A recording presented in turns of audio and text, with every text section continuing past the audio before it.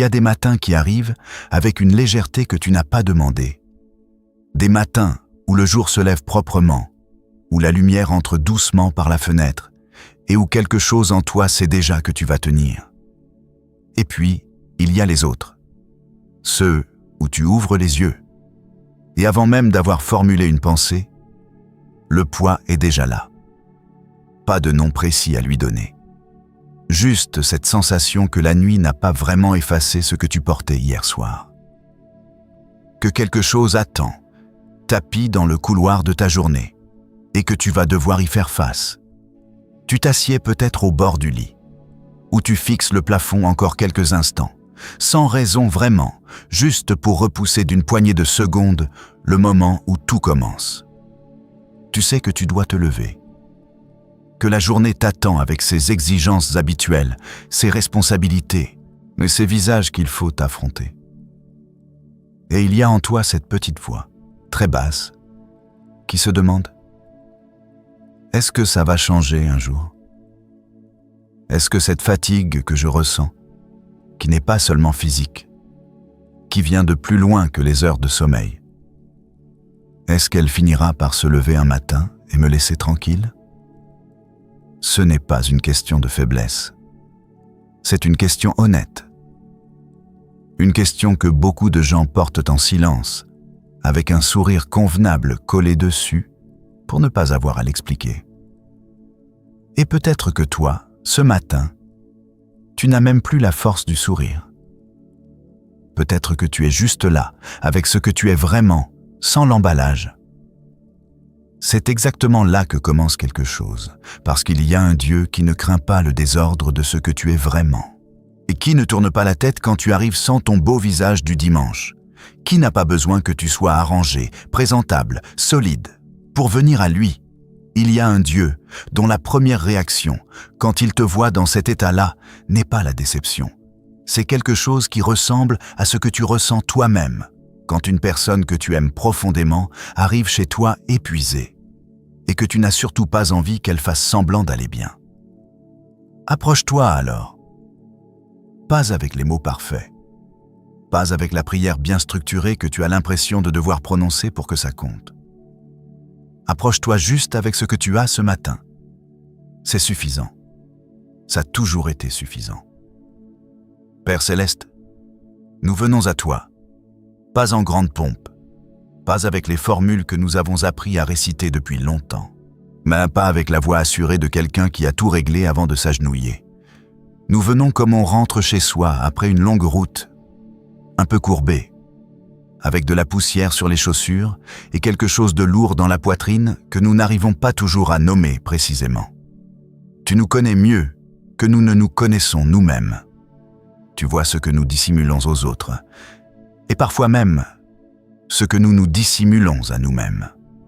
Tu vois les combats que nous menons sans en parler, les peurs qui nous réveillent à des heures indues, les espoirs que nous avons rangés dans un tiroir parce qu'ils nous coûtaient trop cher à porter à ciel ouvert. Tu vois tout cela, et tu ne te détournes pas. Ce matin, nous choisissons d'être vrais devant toi, pas parfaits, vrais. Il y a une différence immense entre les deux, et tu le sais mieux que quiconque. Il est si facile de porter un masque même dans la prière, de prononcer de beaux mots tout en gardant le cœur verrouillé quelque part derrière la façade. Mais aujourd'hui, nous posons ce masque. Nous disons les choses comme elles sont. Seigneur, nous sommes fatigués. Pas seulement de la nuit, pas seulement du corps. Fatigués de cette façon profonde que les heures de sommeil ne réparent pas tout à fait. Fatigués de faire semblant que tout va bien quand quelque chose grince à l'intérieur. Fatigués d'essayer de tout porter seul, de trouver des solutions à des problèmes qui nous dépassent, d'avancer avec le sourire dans des journées qui pesaient des tonnes. Cette fatigue-là, nous ne la cachons pas ce matin. Nous la posons devant toi exactement telle qu'elle est. Si quelque chose en toi a reconnu ces mots, et si tu t'es dit en les entendant, c'est exactement ce que je vis. Alors prends une seconde et appuie sur le pouce en l'air. Pas pour une statistique, juste parce que ça aide cette prière à trouver d'autres personnes qui ont besoin de l'entendre ce matin autant que toi. Nous t'apportons ce que nous portons réellement. Non pas ce que nous aimerions porter, non pas ce que nous pensons devoir t'apporter, mais ce qui est vrai en ce moment. Il y a des inquiétudes pour le travail que nous n'arrivons pas à lâcher, des tensions dans nos familles que nous ne savons pas comment résoudre, des peurs pour l'avenir qui ressemblent à de petites ombres permanentes au fond de nos pensées. Il y a des relations abîmées auxquelles nous n'avons pas su comment revenir, des paroles que nous n'aurions pas dû dire et qui sont encore là quelque part, suspendues dans l'air entre nous et quelqu'un que nous aimons. Il y a aussi des deuils que nous n'avons pas entièrement traversés, des choses que nous avons perdues, des personnes qui nous ont quittés, des versions de nous-mêmes ou de notre vie que nous espérions et qui ne se sont pas produites. Tout cela est réel. Tout cela est là ce matin. Et nous le posons devant toi, non pas pour nous en débarrasser comme d'un fardeau encombrant, mais parce que tu nous as dit que tu pouvais en prendre soin et que nous commençons à croire que c'est vrai. Il y a des matins où l'on se lève et l'on se sent vraiment seul dans ce que l'on traverse. Entouré de gens peut-être, mais seul dans ce fond de soi que personne ne voit vraiment. Cette solitude-là n'est pas dramatique, elle ne se plaint pas à haute voix. Elle s'installe en silence et elle pèse, quand Seigneur. Tu l'as vue avant que nous la reconnaissions nous-mêmes. Tu la connais par son nom. Et tu n'y es pas étranger. Nous te disons aujourd'hui, avec la plus grande simplicité, que nous avons besoin de toi. Pas comme on a besoin d'un service. Pas comme on fait appel à une aide extérieure quand toutes les autres options ont échoué. Mais comme on a besoin d'une présence. D'une présence qui ne nous demande pas d'être autre chose que ce que nous sommes, qui ne se lasse pas de nous, qui reste quand le reste s'en va. Il y a quelque chose dans le fait de commencer le jour comme cela. Non pas avec la liste des choses à accomplir, non pas avec l'inventaire de ce qui va et de ce qui ne va pas, mais avec cette reconnaissance simple. Tu es là, je suis là, et c'est déjà tout ce qu'il faut pour que quelque chose commence à se dénouer. Et quand le prophète Ésaïe a traversé une époque où le peuple tout entier semblait s'être effondré sous le poids de ses propres erreurs et de ses propres douleurs, tu n'es pas arrivé avec des reproches, tu es arrivé avec une question presque tendre. Pourquoi dis-tu que ton chemin est caché pour moi? Ne sais-tu pas? L'Éternel est un Dieu éternel. Il ne se lasse pas. Il ne se fatigue pas. Il donne de la force à celui qui est épuisé et de la vigueur à celui qui tombe. Cette parole, nous la recevons ce matin comme si elle venait d'être prononcée pour la première fois. Pas comme une citation familière que nous avons entendue 100 fois sans vraiment l'entendre, mais comme une voix réelle qui nous rejoint exactement là où nous sommes, avec la fatigue que nous avons réellement, le doute que nous portons réellement, l'espoir que nous aimons encore un peu mais que nous n'osons pas trop défendre. Tu ne te lasses pas de nous, Seigneur. Cette réalité mérite d'être reçue doucement, parce qu'elle est profondément contre-intuitive pour beaucoup d'entre nous. Nous sommes habitués à des amours avec des conditions, des relations qui s'effritent quand on donne trop peu ou trop souvent la même chose, des amitiés qui s'éloignent quand on traverse trop longtemps des moments difficiles. Et quelque part, nous projetons cette logique sur toi. Nous pensons que tu dois avoir, à un moment ou à un autre, eu assez de nos mêmes questions, de nos mêmes peurs, de nos mêmes retours au même endroit.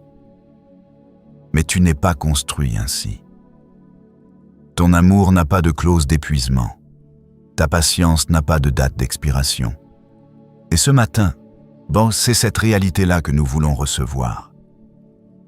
Non pas comme une information intellectuelle, mais comme quelque chose qui descend plus bas, qui touche l'endroit en nous où nous avons décidé un jour qu'il fallait mériter l'amour pour le recevoir.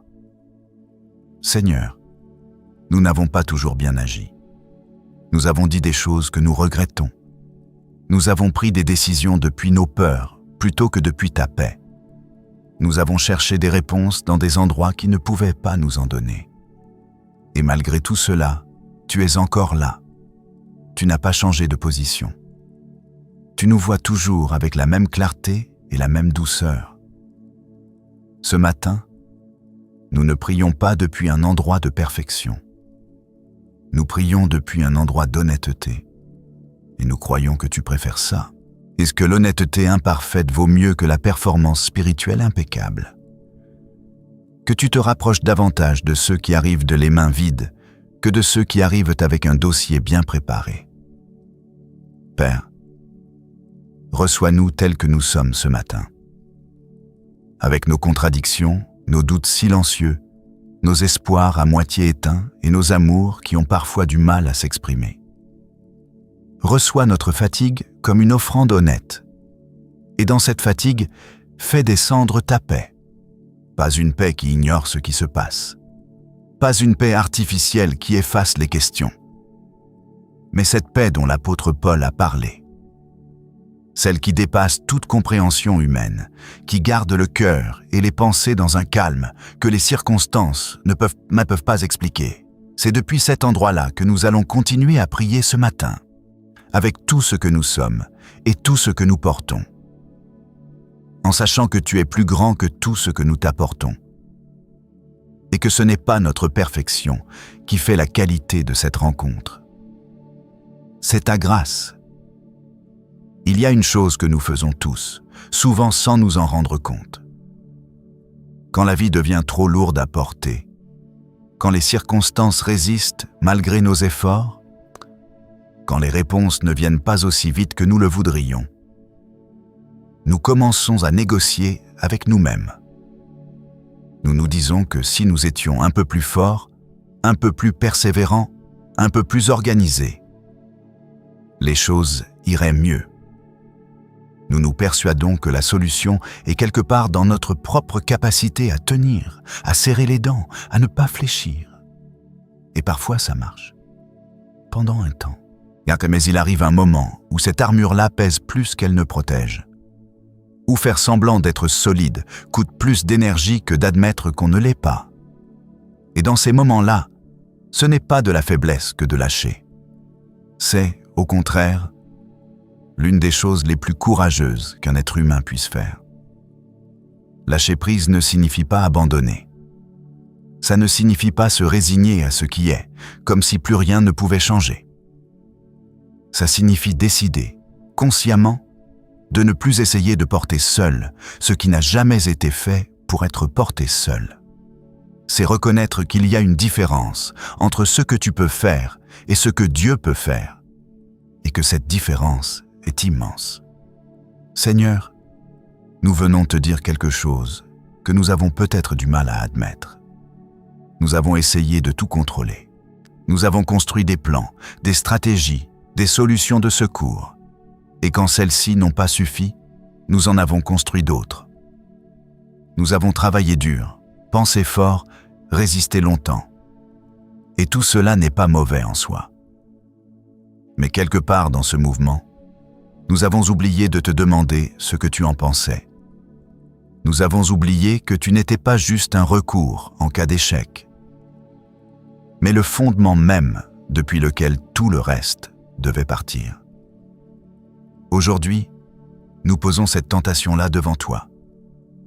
Cette tentation de tout maîtriser, de tout anticiper, de ne jamais vraiment s'autoriser à ne pas savoir. Nous lâchons ce besoin de contrôle qui, à force, nous a épuisés bien plus qu'il ne nous a protégés. Nous le posons dans tes mains, non pas parce que nous avons tout réglé avant d'arriver ici, mais précisément parce que nous n'avons pas tout réglé et que nous ne le pouvons pas. Il y a une image que le prophète Jérémie a traversée de près. Lui-même, avant de transmettre les paroles de Dieu à un peuple en exil, a connu des saisons où il ne comprenait pas ce qui se passait dans sa propre vie. Des saisons où les portes se fermaient, où le silence de Dieu semblait assourdissant, où les plans qu'il avait imaginés ne ressemblaient en rien à ce qui se déroulait réellement. Et pourtant, c'est à travers cet homme-là, pas malgré ses doutes, mais à travers eux, que Dieu a prononcé l'une des promesses les plus puissantes de toute l'Écriture. Car moi, je connais les projets que j'ai formés sur vous. Projets de paix et non de malheur, afin de vous donner un avenir et de l'espérance. Nous recevons cette parole ce matin, Seigneur, pas comme un slogan réconfortant, pas comme une belle phrase à afficher quelque part, mais comme une réalité vivante qui s'adresse directement à nos circonstances d'aujourd'hui. Tu connais les projets que tu as formés sur nous, pas les projets que nous avons élaborés pour nous-mêmes, les tiens. Ceux qui existaient avant même que nous soyons en mesure de formuler un désir, avant que nous sachions ce dont nous avions vraiment besoin.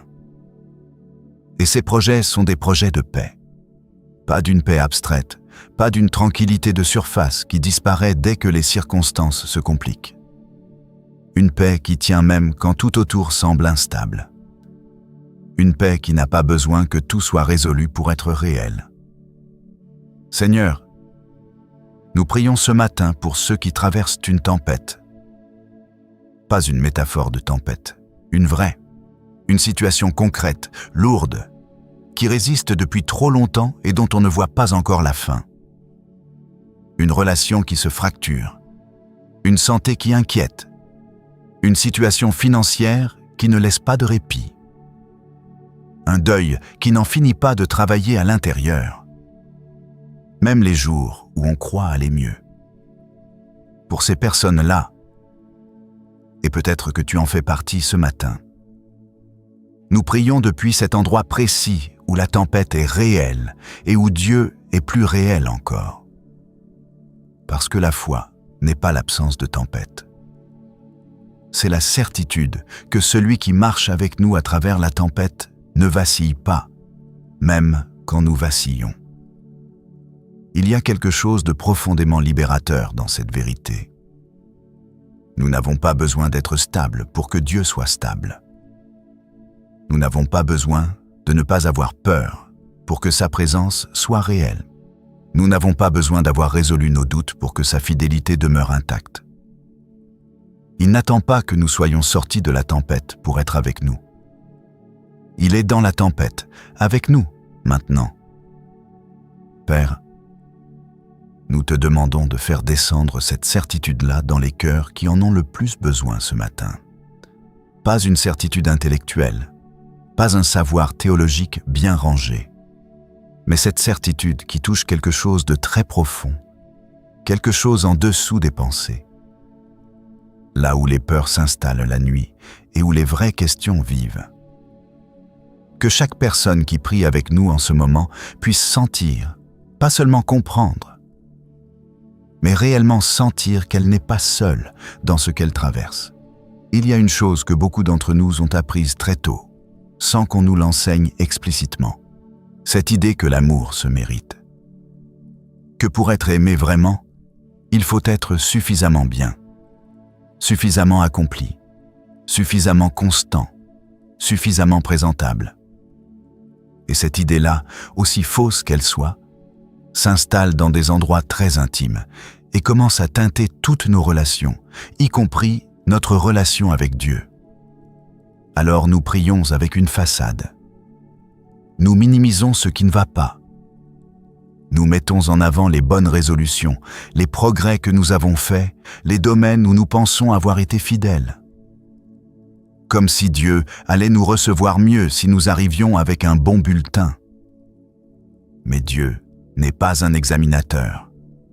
Et cette prière n'est pas un examen. Tu nous as aimés alors que nous n'avions rien à offrir. Tu nous as rejoints dans notre désordre bien avant que nous ayons commencé à le débrouiller. Et cet amour-là n'a pas de condition suspendue quelque part au-dessus de nous, prête à se retirer si nous ne faisons pas assez bien. Il est stable, il est décidé, il ne fluctue pas au rythme de nos performances. Seigneur, nous prions pour que cette vérité fasse son chemin dans les cœurs qui ont grandi avec l'idée qu'il fallait mériter ta grâce. Pour ceux qui arrivent dans la prière en s'excusant d'être là. Pour ceux qui n'osent pas demander trop, de peur de paraître ingrats pour ceux qu'ils ont déjà. Pour ceux qui gardent une distance prudente, même avec toi, parce qu'ils ont appris que s'approcher, c'est prendre le risque d'être renvoyé. Tu ne renvoies personne qui vient à toi. C'est une promesse qui n'a jamais été reprise. Et nous nous y accrochons ce matin avec tout ce que nous avons. Il y a une question que beaucoup portent sans oser la poser à voix haute. Est-ce que je compte vraiment? Pas en général. Personnellement. Est-ce que ma vie, avec tout ce qu'elle a de modeste, d'inachevé, de parfois décevant même à mes propres yeux, est-ce qu'elle a un poids aux yeux de Dieu? Est-ce que je suis vu, pas seulement comme un parmi des millions, mais comme quelqu'un dont le nom est connu, dont les détails importent? La réponse est oui. Et ce n'est pas une réponse généreuse pour faire du bien. C'est une réalité qui traverse toute l'Écriture, de la première à la dernière page. Tu es un Dieu qui appelle les gens par leur nom, qui connaît le nombre de cheveux sur chaque tête, qui voit chaque larme avant qu'elle tombe. Ce niveau de présence-là n'est pas celui d'un Dieu lointain qui supervise le monde depuis une hauteur inaccessible. C'est celui d'un Père qui est attentif, qui est proche, qui est là. Nous déclarons ce matin, Seigneur, que nous choisissons de te croire sur ce point, même si nos émotions ne suivent pas tout de suite, même si les circonstances ne reflètent pas encore cette réalité de façon évidente. Nous choisissons de placer notre confiance non pas dans ce que nous voyons, ni dans ce que nous ressentons, mais dans ce que tu as dit et dans ce que tu es. Parce que ton caractère ne change pas. Ta fidélité ne dépend pas de la météo de nos vies. Et ta présence ce matin n'est pas une coïncidence. C'est un choix que tu fais, encore une fois, de venir nous rejoindre là où nous sommes, avec tout ce que cela implique de réel, mais d'imparfait et de vivant. Nous continuons à prier, Seigneur, avec cette certitude qui s'installe doucement, comme une lumière qui monte.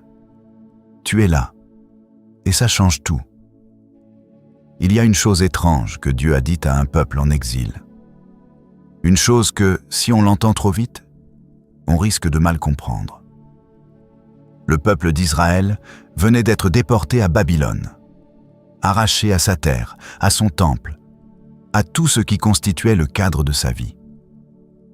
Tout ce qu'ils avaient connu s'était effondré d'un seul coup, et ils se retrouvaient dans un pays étranger, avec le sentiment profond que leur histoire était finie, que Dieu les avait abandonnés, que le meilleur était définitivement derrière eux.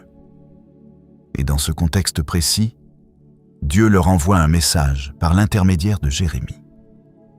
Et ce message ne commence pas par « Ne vous inquiétez pas, mais tout va s'arranger bientôt ». Il commence par quelque chose de beaucoup plus exigeant. Construisez des maisons et habitez-les. Plantez des jardins et mangez leurs fruits. Établissez-vous. Cherchez la paix de la ville où je vous ai mené. Priez pour elle.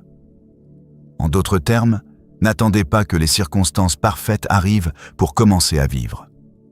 Construisez là où vous êtes. Plantez là où vous vous trouvez. Soyez présent, vraiment présent, dans la saison que vous traversez, même si ce n'est pas la saison que vous auriez choisie. C'est une parole qui demande quelque chose. Elle demande de renoncer à cette posture d'attente suspendue que beaucoup d'entre nous connaissent bien. Cette façon de vivre à moitié, en retenant sa vie jusqu'à ce que les conditions soient meilleures. En attendant que le problème se règle, c'est que la situation s'améliore, que la porte s'ouvre enfin, comme si la vraie vie ne pouvait commencer qu'une fois sortie de la difficulté. Mais Dieu dit autre chose. Il dit que la vie se construit aussi dans l'exil, que les jardins peuvent pousser même dans un sol étranger, que la fidélité ne s'exerce pas seulement dans les saisons de lumière, mais aussi, et peut-être surtout, dans les saisons d'obscurité. Seigneur, Nous prions ce matin pour tous ceux qui vivent dans une saison qu'ils n'ont pas choisie. Une saison d'attente qui s'étire. Une situation qui résiste depuis longtemps et dans laquelle ils ont commencé à croire, presque malgré eux, que plus rien ne pouvait pousser. Que le mieux était de faire le dos rond, de traverser le temps jusqu'à ce que ça passe. Chez nous, te demandons de toucher ces cœurs-là avec une vérité simple et transformante. Tu peux construire maintenant. Pas quand tout sera réglé. Pas quand la tempête sera passée. Maintenant, avec ce qui est disponible, dans les conditions réelles de ta vie, telle qu'elle est aujourd'hui. Parce que les graines plantées dans des saisons difficiles ne sont pas des graines perdues. Elles sont souvent les graines qui prennent les racines les plus profondes. Ce que tu construis dans l'adversité a une solidité que ce que tu construis dans le confort n'a pas toujours. Les épreuves ne sont pas que des obstacles entre toi et ta destinée. Parfois, elles sont le chemin même par lequel tu y arrives. Père, aide-nous à ne pas gaspiller les saisons d'attente en ne faisant qu'attendre. Apprends-nous à être actifs dans nos périodes de silence, à grandir dans nos périodes de formation, à préparer dans nos périodes de préparation. Parce que tu n'as pas dit à ton peuple de s'asseoir dans la poussière et d'attendre le retour. Tu lui as dit de s'établir, de s'enraciner, de contribuer au bien de l'endroit où il se trouvait. Même si cet endroit n'était pas celui qu'il aurait souhaité. Il y a quelque chose de libérateur dans cette façon de voir les choses. Ça retire toute cette pression de devoir être ailleurs pour être utile, d'attendre les bonnes conditions pour être productif, d'avoir besoin que tout soit aligné pour commencer à avancer. Tu peux avancer là où tu es. Tu peux contribuer là où tu es. Tu peux être une source de paix et de bénédiction dans ton entourage immédiat, au travail, dans ta famille, dans ton quartier, sans que rien de grand ait besoin de se passer d'abord. Mais Seigneur, nous pensons ce matin à ceux qui ont perdu leur élan, qui avaient au départ une vision claire, un désir fort, une direction, et qui se retrouvent quelques mois ou quelques années plus tard avec l'impression que tout cela s'est dilué quelque part dans les exigences du quotidien. Les responsabilités ont pris de la place, les urgences ont étouffé l'essentiel. Et un jour, ils ont réalisé que leur plus beau désir dormait dans un coin sans qu'ils sachent vraiment quand cela avait commencé. Pour ces personnes, nous prions que tu rallumes quelque chose. Pas nécessairement une grande vision spectaculaire, pas forcément un projet impressionnant. Parfois, ce que tu rallumes, c'est simplement la certitude qu'il y a encore quelque chose à faire, quelque chose à donner, quelque chose à être, et que les années passées n'ont pas épuisé ce potentiel-là. Qu'il est encore là, intact, attendant d'être remis en mouvement. Tu ne gaspilles rien, Seigneur. C'est une des choses que nous apprenons en te suivant. Rien de ce que nous avons vécu n'est jeté. Les erreurs elles-mêmes, les détours, les saisons perdues en apparence, tout cela, tu le retournes, tu le recycles, tu le transformes en quelque chose d'utile pour la suite. Il n'y a pas de matériaux inutilisables dans les mains d'un Dieu qui fait des choses nouvelles avec des réalités anciennes. Nous pensons à ces jardins que tu demandes à ton peuple de planter en exil. Planter un jardin, c'est un acte de foi. Ça demande d'agir maintenant pour une récolte qu'on ne verra pas tout de suite. Ça demande de croire que le sol va tenir, que la pluie va venir, et que le temps fera son travail même quand on ne le voit pas. Planter, c'est refuser de se résigner à la stérilité. C'est dire, avec ses mains dans la terre, que quelque chose va pousser ici, même si aujourd'hui il n'y a encore rien à voir. Nous voulons être des gens qui plantent, Père, même quand le sol paraît sec, même quand la saison semble mauvaise, même quand nos forces sont limitées et que nous ne savons pas exactement comment tout cela va se développer. Nous voulons planter des paroles de paix dans les conversations difficiles. planter des gestes de générosité dans les saisons d'étroitesse.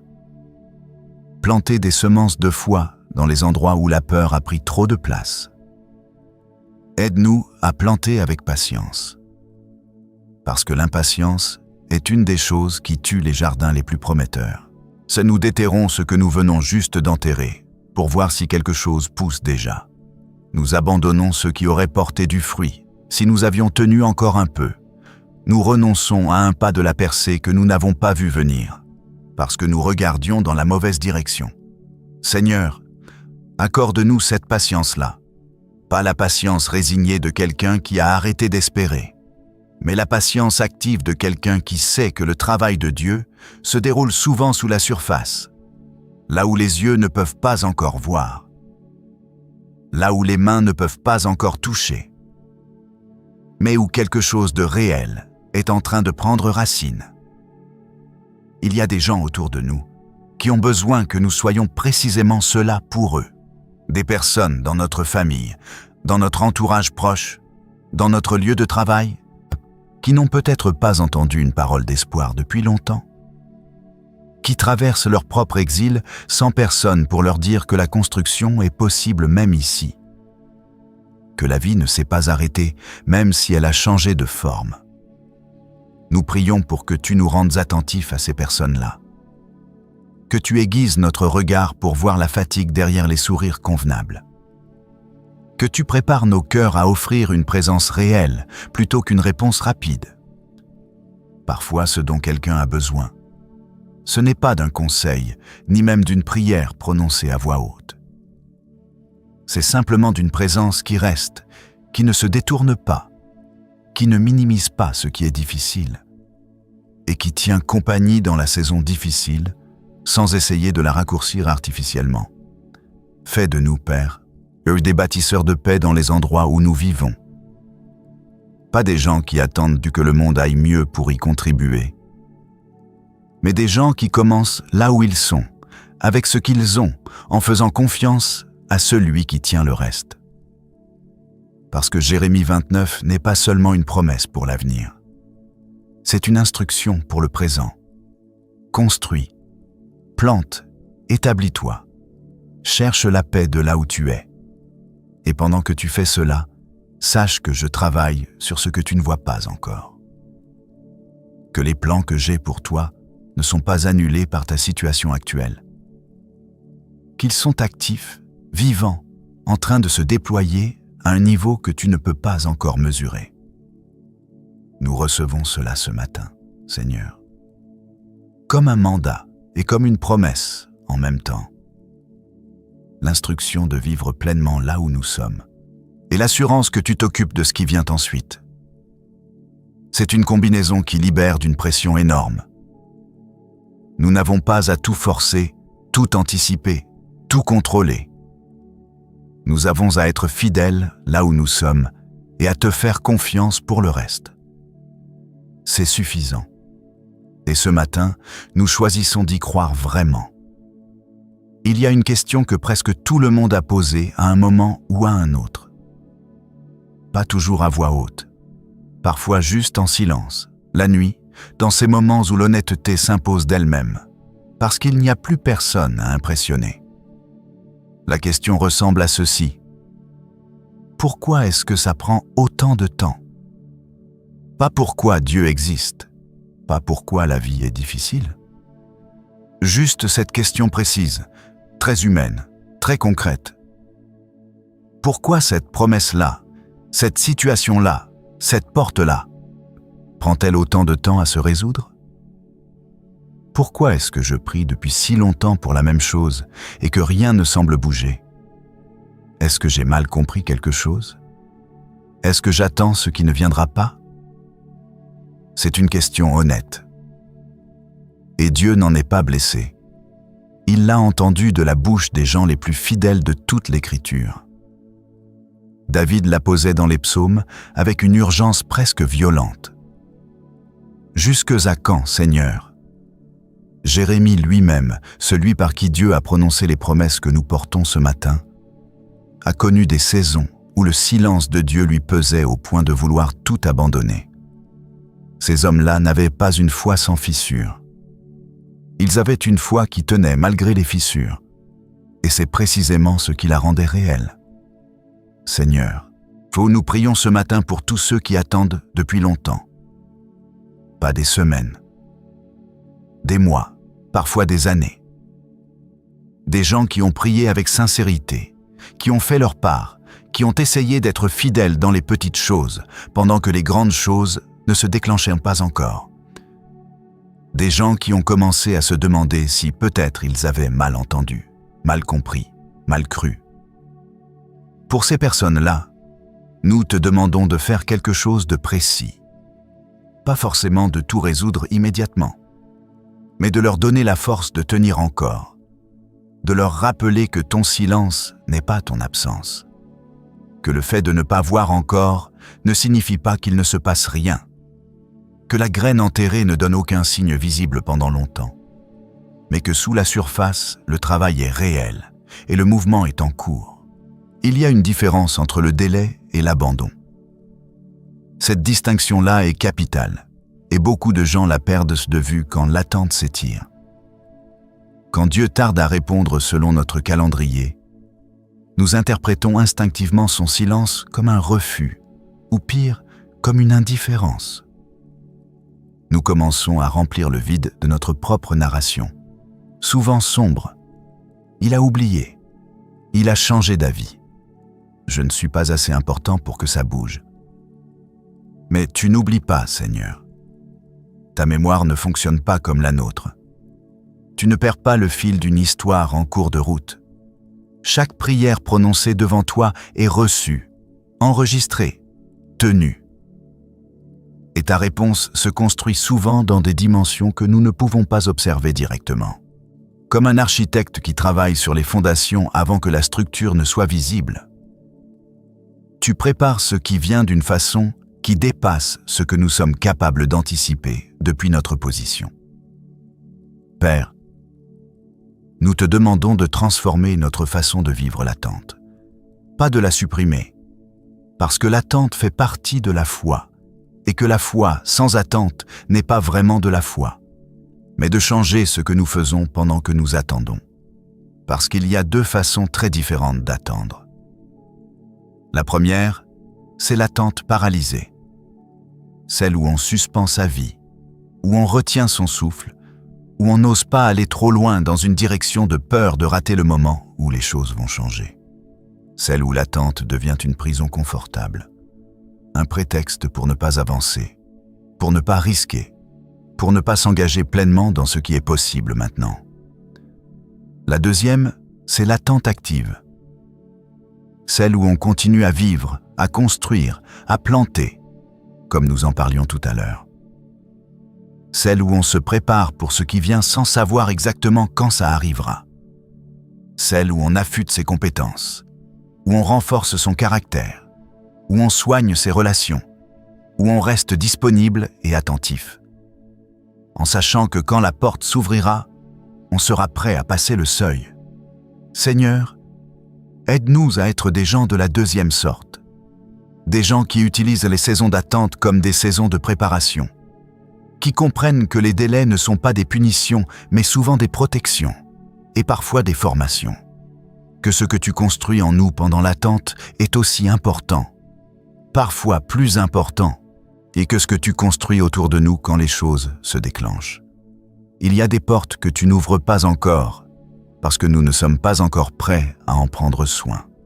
Des bénédictions que tu retiens, non pas par manque de générosité, mais par excès de sagesse. Des réponses que tu diffères, parce que si tu les donnais maintenant, dans l'état où nous sommes, elles ne produiraient pas ce qu'elles pourraient produire, si tu nous donnais d'abord le temps de grandir jusqu'à leur hauteur. Ce n'est pas une punition, c'est de l'amour. Un amour qui pense à long terme, qui considère non seulement ce que tu veux recevoir aujourd'hui, mais ce que tu seras capable d'en faire demain, et après-demain, et dans 10 ans. Un amour qui ne te donne pas ce qui te ferait du bien maintenant, au détriment de ce qui te ferait du bien pour toujours. Nous prions ce matin pour ceux qui vivent une saison de restauration, après une longue saison de perte. des gens à qui quelque chose a été pris, enlevé, détruit. Peut-être par les circonstances, peut-être par les erreurs d'autres, peut-être par leurs propres erreurs. Et qui se retrouvent à devoir reconstruire quelque chose qu'ils n'ont pas démoli eux-mêmes, à réparer ce qu'ils n'ont pas cassé, à espérer une restauration qu'ils ne sont pas sûrs de mériter. Seigneur, tu es le Dieu qui restaure. Ce n'est pas un titre honorifique, c'est une réalité active. Tu as rendu à Job plus qu'il n'avait eu avant l'épreuve. Tu as ramené le fils prodigue dans la maison du Père avec une fête, pas avec des reproches. Tu as restauré Pierre après sa trahison, non pas avec une punition, mais avec une mission. Ta façon de traiter ce qui a été brisé n'est pas de l'ignorer, ni de le réparer à moitié, mais de le reconstruire en mieux, souvent en plus profond, toujours en plus solide. Nous nous accrochons à cette réalité ce matin. Pour tout ce qui a semblé être définitivement perdu, pour les rêves qui ont été blessés au point de ne plus oser prendre de place, pour les confiances qui ont été trahies au point de ne plus savoir comment s'ouvrir à nouveau, pour les forces qui se sont épuisées au point de ne plus croire qu'elles pourraient revenir. Tu peux restaurer tout cela. Pas nécessairement sous la même forme qu'avant, pas nécessairement selon le plan que nous avions en tête. Mais tu peux faire quelque chose de neuf avec ce qui a été cassé. Et ce quelque chose de neuf peut être plus beau que ce qui existait avant. Père, nous prions aussi pour ceux qui portent le poids d'un passé difficile sur leurs épaules. Comme si les erreurs d'hier avaient le pouvoir de définir les possibilités de demain. Cette croyance-là est l'un des plus grands mensonges qui circulent dans les cœurs humains. L'idée que les échecs du passé ont une autorité sur le futur, que les mauvaises décisions d'hier ont scellé quelque chose de façon permanente, que le chapitre suivant sera forcément marqué par ce que le chapitre précédent contenait. Mais tu es le Dieu qui tient la plume, pas notre passé. Le chapitre suivant ne commence pas là où le précédent s'est mal terminé. Il commence là où tu décides de faire quelque chose de neuf. Et tu décides cela bien plus souvent que nous ne le croyons. Ta grâce n'a pas la mémoire que nous lui prêtons. Et elle ne garde pas de registre de nos défaillances pour les ressortir au moment où nous croyons avoir avancé. Elle recouvre, elle efface, elle renouvelle. Pas parce que nos erreurs n'avaient pas de conséquences, mais parce que ton amour est plus grand que nos conséquences. Nous déclarons ce matin, avec la conviction de ceux qui ont choisi de te faire confiance, même sans tout comprendre, que tes plans pour nous sont encore debout, qu'ils n'ont pas été annulés par nos retards, nos détours, nos chutes, que tu travailles encore, même là où nous n'avons pas encore vu de signes visibles, que l'attente n'est pas la fin de l'histoire, elle n'en est que le milieu, parfois le plus formateur, toujours le plus révélateur de ce que nous sommes vraiment, quand tout le reste est dépouillé. Et quand viendra le moment que tu as préparé, même quand la porte s'ouvrira, quand la réponse descendra, quand la restauration se manifestera d'une façon que nous n'avions pas vu venir, nous comprendrons peut-être, rétrospectivement, pourquoi il a fallu ce temps. Pourquoi cette saison d'attente était nécessaire. Ce qu'elle a construit en nous que rien d'autre n'aurait pu construire.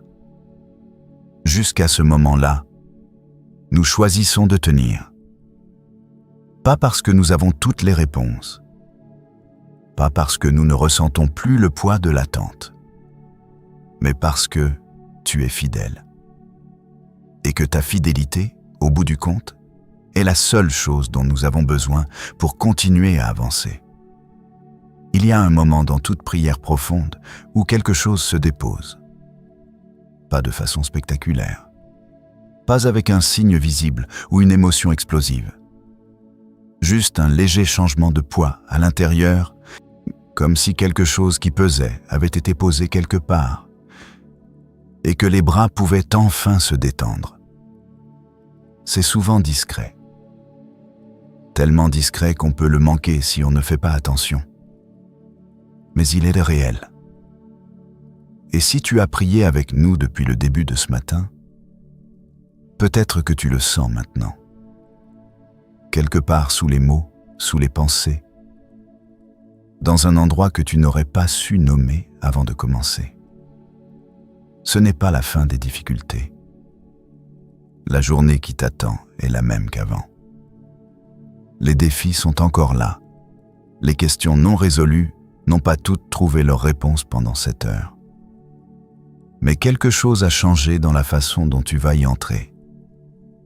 Parce que tu n'y entres plus seul. Tu y entres depuis cet endroit où tu as posé ce que tu portais, où tu as reçu ce que tu ne pouvais pas te donner toi-même, où tu as été rejoint par une présence qui ne te quittera pas quand la vidéo sera terminée.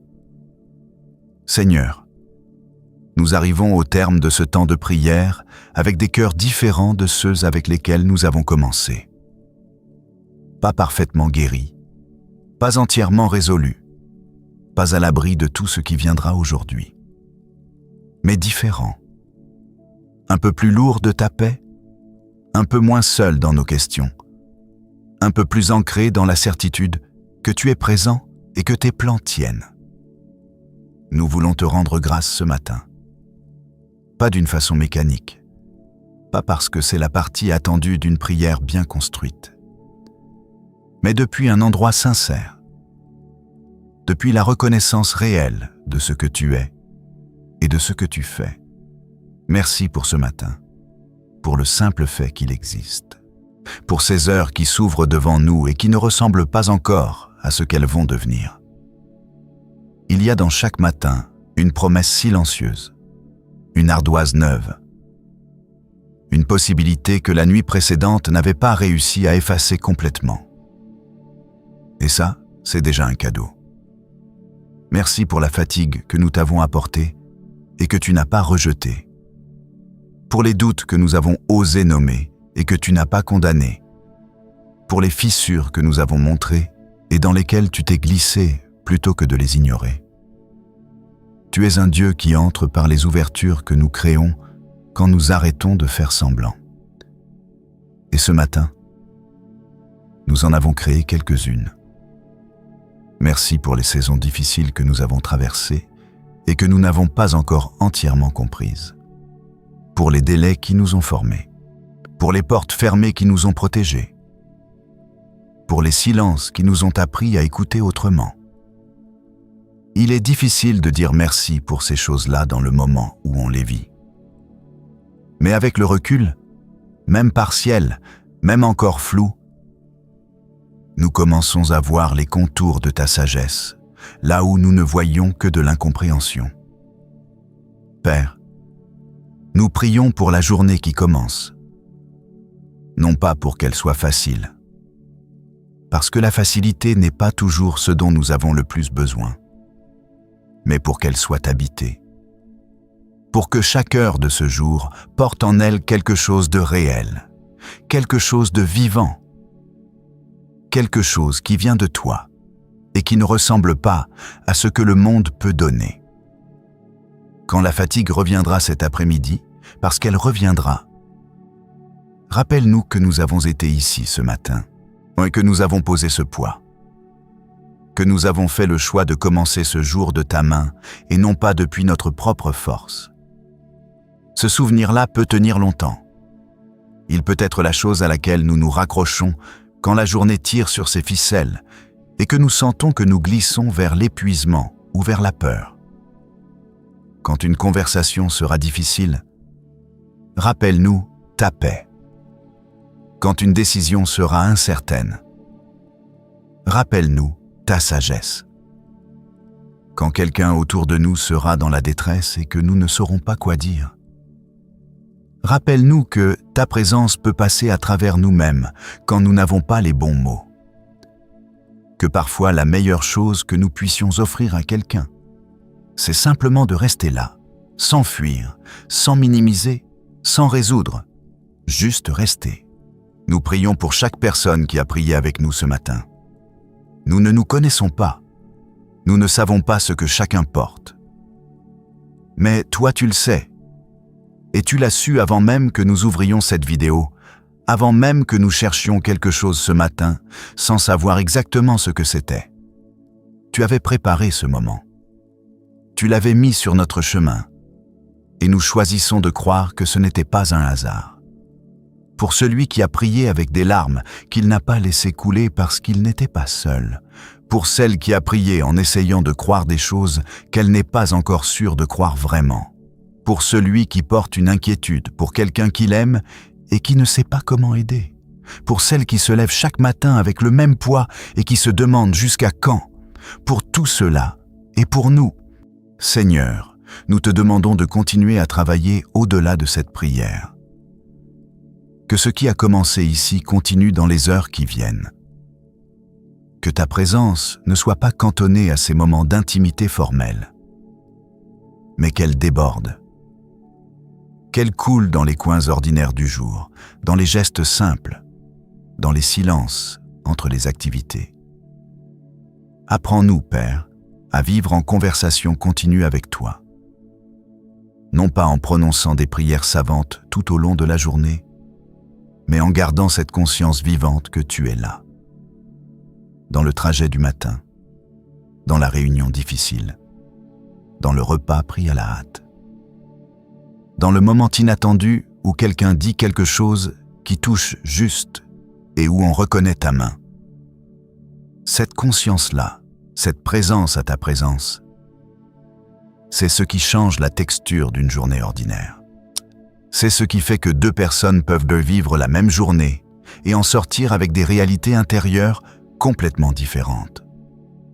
Nous voulons être des gens qui remarquent les petits signes de ta fidélité que nous traversons souvent trop vite pour les voir. La phrase qui arrive au bon moment. La personne qui apparaît juste quand nous en avions besoin. L'idée qui se pose dans notre esprit au moment précis où nous cherchions une direction. Ces choses-là ne sont pas des coïncidences. Elles sont les empreintes de tes mains dans notre quotidien. Et elles méritent d'être reconnues, nommées, reçues avec gratitude. Ce soir, quand ce jour sera terminé, quand nous poserons notre tête quelque part et que le silence de la nuit s'installera, nous voulons pouvoir nous souvenir d'au moins une chose. Un moment de ce jour où nous avons senti ta présence. Une conversation qui a été différente parce que nous étions différents. Un instant où nous avons choisi la paix plutôt que la panique, la confiance plutôt que la peur, la douceur plutôt que la défense. Un moment, rien qu'un, qui portera la trace de ce matin. Père, que ce soit suffisant. Que cette trace-là grandisse avec le temps. Que demain matin, nous revenions encore une fois depuis cet endroit d'honnêteté et de confiance. Et que peu à peu, prière après prière, matin après matin, quelque chose se construise en nous qui ressemble à ce que tu as toujours eu en tête pour nous. Pas du jour au lendemain, pas par une transformation spectaculaire, mais par la fidélité patiente d'un Dieu qui ne lâche pas ce qu'il a commencé, et d'hommes et de femmes qui choisissent chaque matin de revenir. C'est dans cette confiance-là que nous terminons cette prière, pas avec des grands mots, pas avec des déclarations tonitruantes, juste avec cette certitude simple, solide, inébranlable. Tu es bon, tu es là, et ça suffit pour aujourd'hui. Au nom de Jésus-Christ, Amen. Si cette prière t'a accompagné ce matin, si tu as senti à un moment ou à un autre que quelque chose dans ces mots te rejoignait là où tu étais vraiment, partage-la avec quelqu'un. Pas parce qu'on te le demande, mais parce que tu connais peut-être quelqu'un qui se lève ce matin avec le même poids et qui a besoin d'entendre que Dieu est encore là. Un message, un partage, ça peut arriver au bon moment dans la journée de quelqu'un et changer la couleur de cette journée entière. Et si tu veux continuer à commencer tes matins comme ça, abonne-toi. Chaque nouvelle prière est une nouvelle occasion de poser ce qu'on porte avant de se lancer dans la journée. Tu peux aussi laisser un mot en commentaire. Pas forcément quelque chose de long, juste ce que tu emportes de ce matin avec toi. Ces mots-là font du bien à écrire, et ils font du bien à ceux qui les lisent. Bonne journée. Et peu importe ce qu'elle contient, tu ne la traverses pas seul.